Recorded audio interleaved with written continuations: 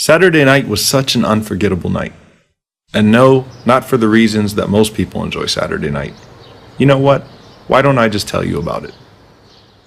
My uncle once asked me if I thought that people these days were generally more merciful than they used to be in the past. So I said, yeah, I guess so.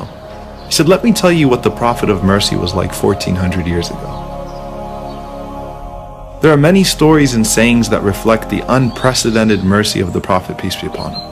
And it wasn't even limited to the human race. A woman will enter hellfire, he said, because she imprisoned a cat without feeding it or even allowing it to fetch its own food, which eventually resulted in its death. Whereas another woman will go to paradise because she used her shoe to fetch water from a well for a thirsty dog. The Prophet commanded that no animal be tortured or overburdened, while assuring us that no act of kindness towards them would go unrewarded in the hereafter.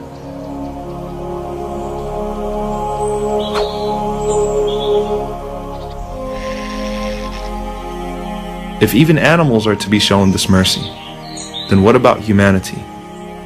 So I asked him, what are you doing Saturday night?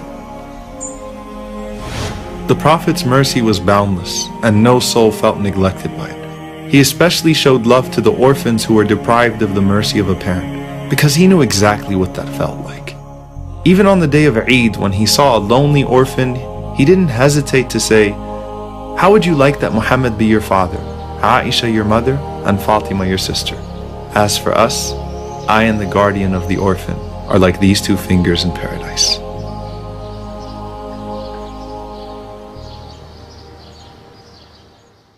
In today's world, blue-collar workers tend to be highly exploited.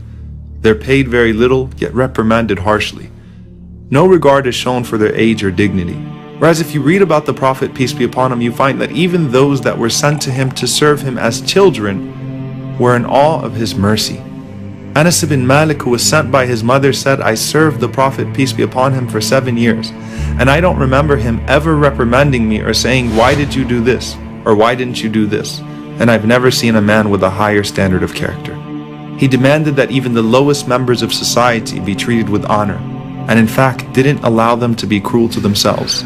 As Zahir says, when I belittled myself by saying even if I was a slave, no one would want me, the Prophet smiled at me and said, but you are priceless in the sight of God. So I asked him, what are you doing Saturday night?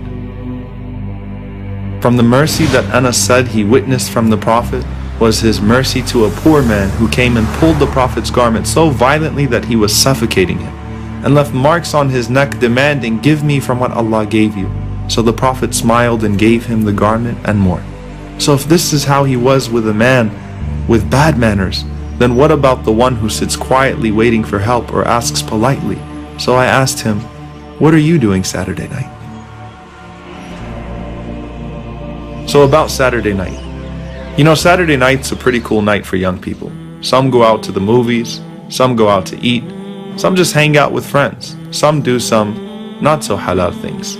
But for me, I decided that this Saturday night would be different.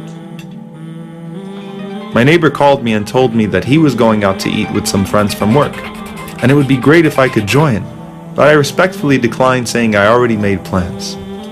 It was a magical night for them, and for me as well.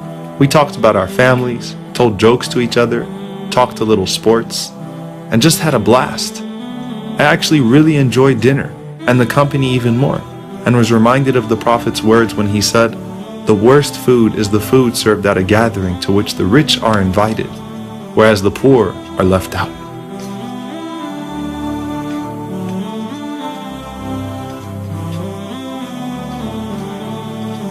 Typically, we're nice to people who can benefit us in some way. That's what makes the Prophet, peace be upon him, so amazing. He loved and cared for even the most downtrodden members of society, and encouraged us to do so as well. وَمَا أَرْسَلْنَاكَ إِلَّا رَحْمَةً لِلْعَالَمِينَ. No human, Muslim, non-Muslim, no creature that ever encountered you was deprived of your mercy. It didn't matter if they were weak or poor or looked down upon by others. You would smile at them and give them reason to smile as well. Rasulullah, the example which you left behind, is of the greatest mercies.